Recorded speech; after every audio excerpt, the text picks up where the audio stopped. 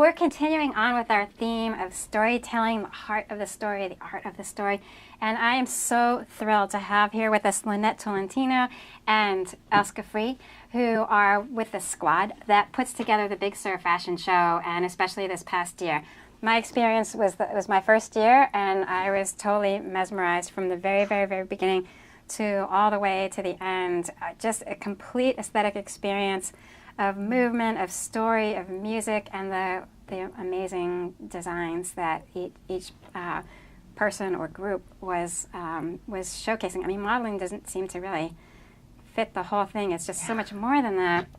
And I felt like each one of them really must have had some good acting training or something, because they seemed to embody whatever the idea was, whatever that story was, and each one was so riveting. But the whole experience for somebody, I got to sit in the front row, so I can't speak for absolutely everybody there, but for me, I can really definitely say that it was just such a complete and a very, very moving experience.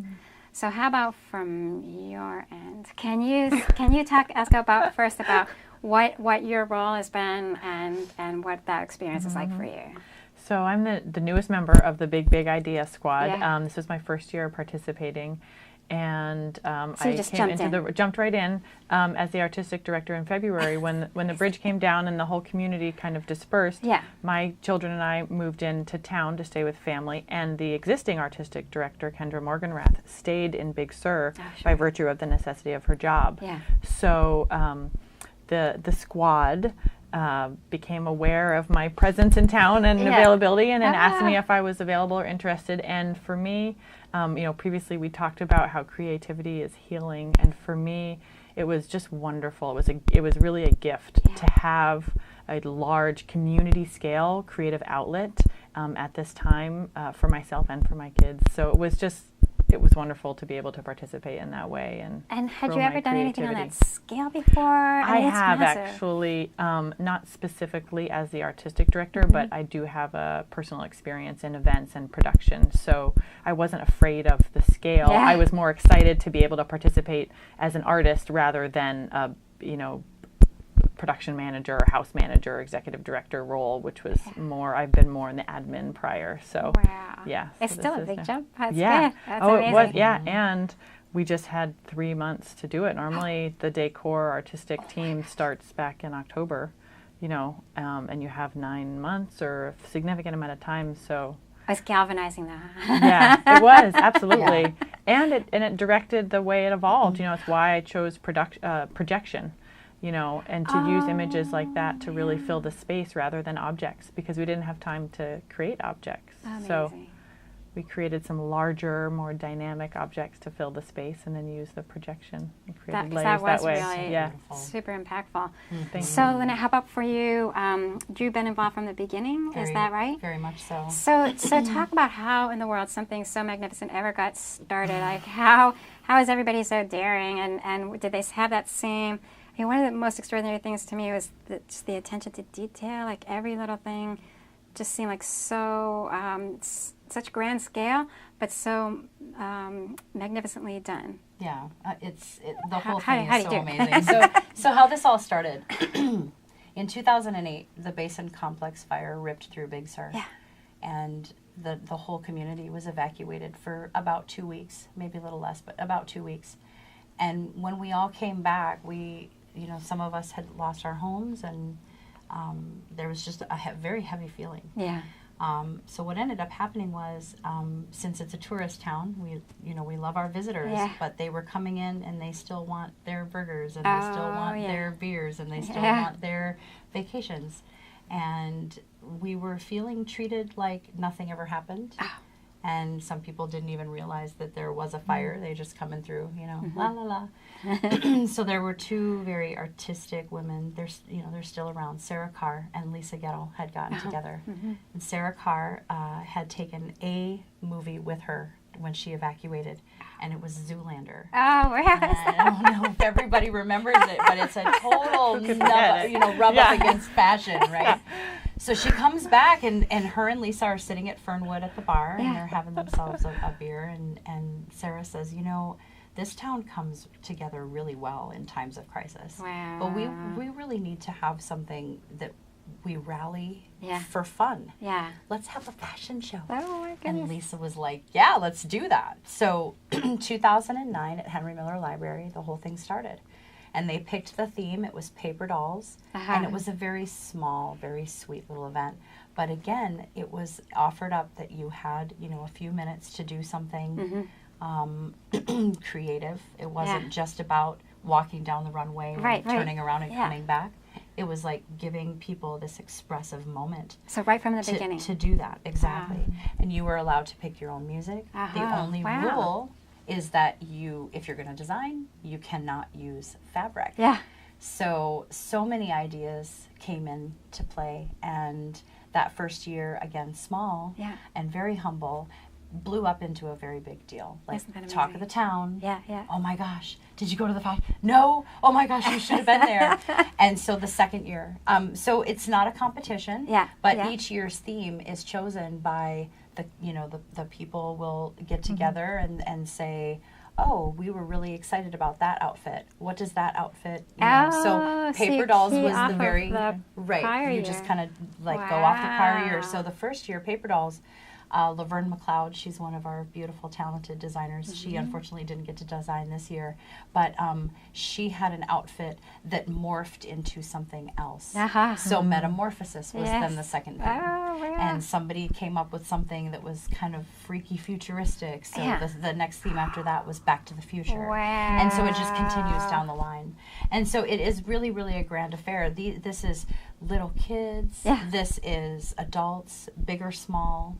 These are the people that serve you your beer. These are the people that give you a massage. These are the people in the community that are in the service industry and or they're out cutting the trees or whatever, but we're all trying to come together to have that magic in that moment. And they're all allowed to pick out their own songs and create their own vision, and it's just such an astounding experience. We really love doing this. So how do the designers learn what to do? Are they each like on their own, or do you have like gatherings where you say, okay, here's how you can do this and that? Normally we will have designer meetings. This year, because of the weather and everything that was going on, as my role as creative director, I was able to have a little bit more of a one-on-one relationship with everybody this year. To be able to talk to them about the theme and what that means for them. A lot of times everybody just goes and runs with it. This year's theme was In Your Dreams, and so we were asking everybody to, whether it's a nightmare or a fantasy or a vision or a dream, what comes to you? And it's amazing how people are inspired by different things. I personally designed this year, and I was very, very inspired by a piece of music. Sometimes somebody gets excited about a pair of shoes that they want to implement and then build around the shoes, or whatever comes to them, and that's the beauty of each and every design. One of the things that I found very magical is people start thinking a lot about the environment. And one of the gals, Christy, she works and sees plastic straws. She's a server. She sees plastic straws just all the time, and how this is just this one-use thing. So she really wanted to send a message by creating an outfit with these straws. Can I tell you just a little story on that one piece to know like the impact that you're all having? So the city mayor, the Carmel city mayor, was sitting right next to my husband, who was sitting right next to me. And they look at that, and he says, hey, we're having a plastic straw ban. My husband's at the aquarium. He's like, yes, right. Yes. So these are the kinds of things. So the aquarium can do. I say, hey, quit that.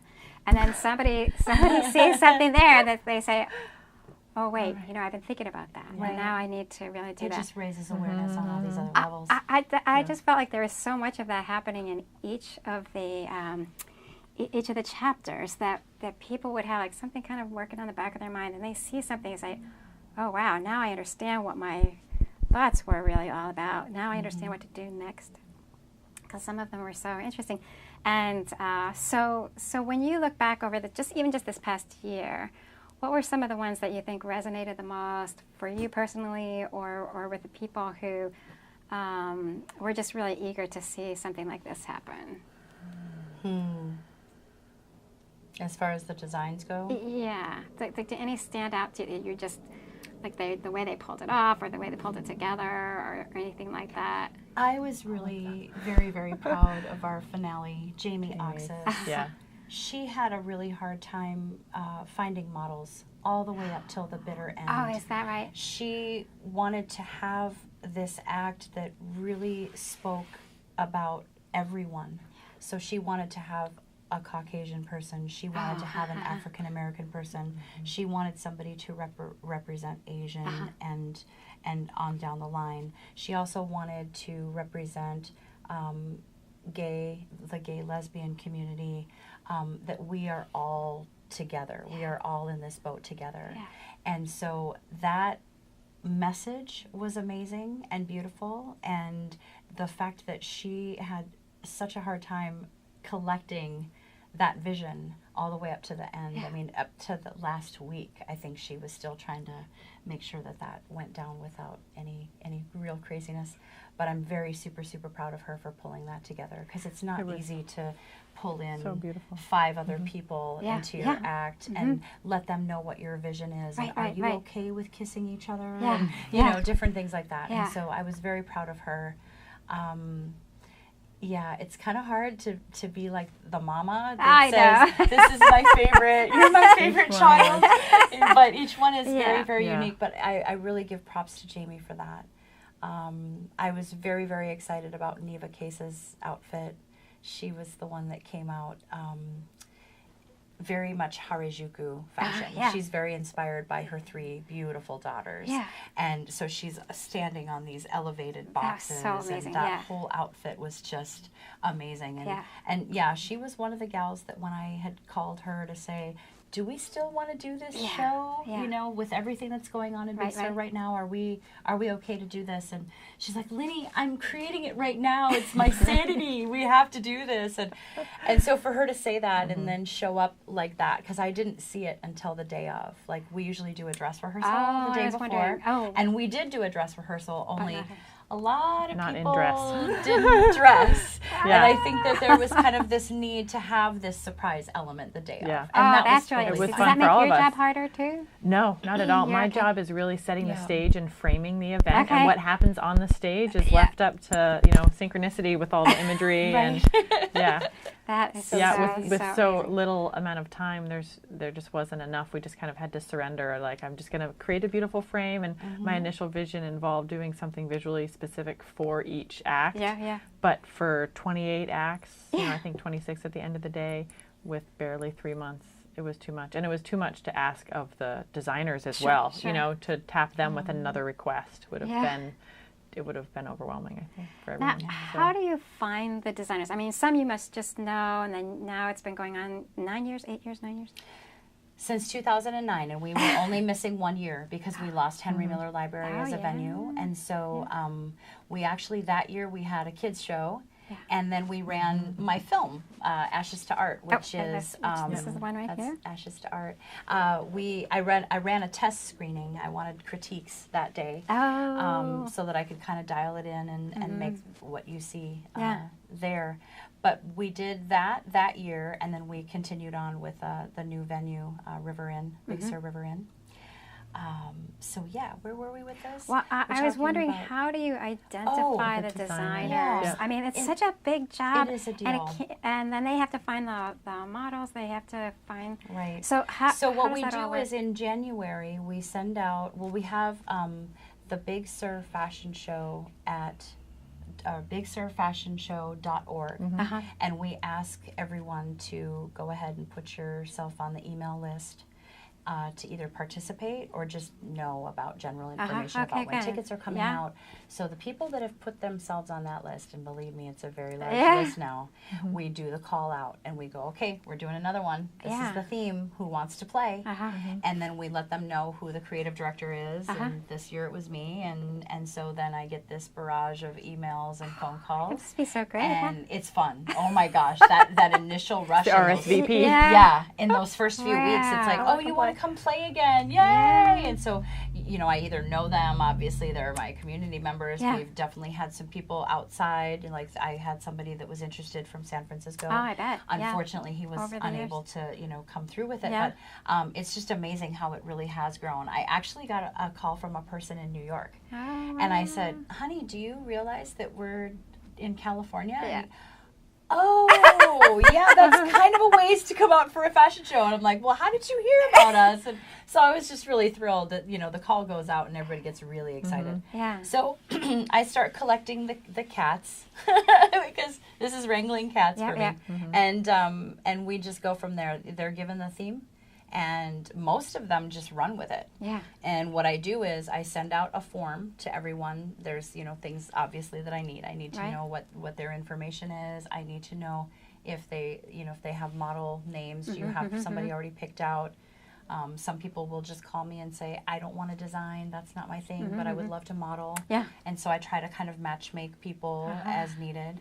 If they want to be a part of the show and I can't do any matchmaking, I try to at least get them to volunteer for, you know, so that they're involved. Yeah. I want everybody that has said, please, can I play, to be able to play, because this is a very fun sandbox to play in, and I don't want to turn anybody away. That's magnificent, So really. yeah, that's how that starts. So, and will you both be involved again next year? We shall see. Yeah. We're both just coming off of it and going, I know, you must be exhausted now, but Yeah, still. there's a lot.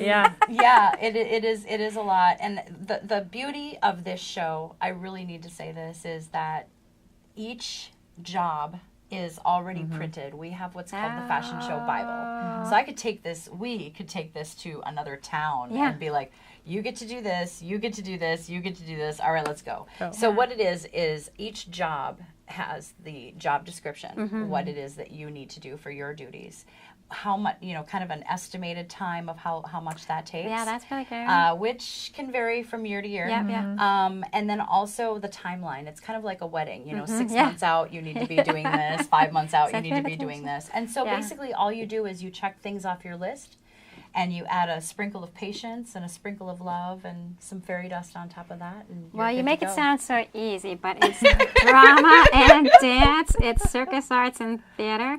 It's music, aerobatics, and fire dance. It's multisensory potpourri for the spirit. This is the Big Sur Fashion Show. It is so really overwhelming in all the best ways. And what I really felt like being there, it just makes me feel like ready to do more, whatever that might mean any given day. Just like, oh wow, I think I can do this too. I mean, not that I can do that, but that just going for more. I just love that, going for more. I tell anybody who listens that the arts are the answer, and it's true. And this is what I mean. You know, that you can not be sure. You can feel like you don't have what you really need. And then you can end up with even more people, more engagement, deeper understanding, and a plastic straw band and carpet. Exactly. We're so very glad that you enjoyed yourself and that you were able to come out this year. Thank you for your leadership and your creativity and your willingness to just pull it all together for everybody else. Thank you. Thank you. Thank you for inviting us. Yeah.